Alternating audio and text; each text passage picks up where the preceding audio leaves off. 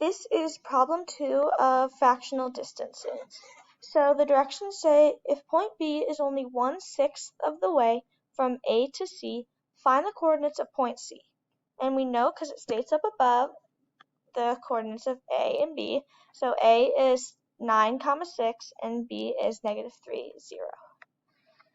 And I graphed it in Desmos to get a visual because I like to see kind of the visual on the graph. And I figured out that the slope is just 6/12.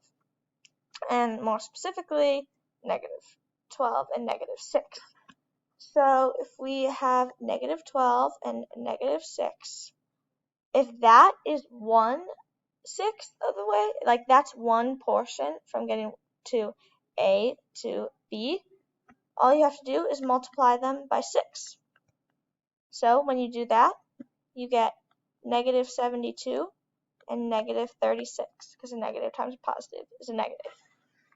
And so our new coordinate for number C, or for coordinate C, is -72, -36. And I graphed it in Desmos just to be sure. And it looks pretty accurate. If this is 1/6, so 6 of these, looks pretty accurate to me. So it's right.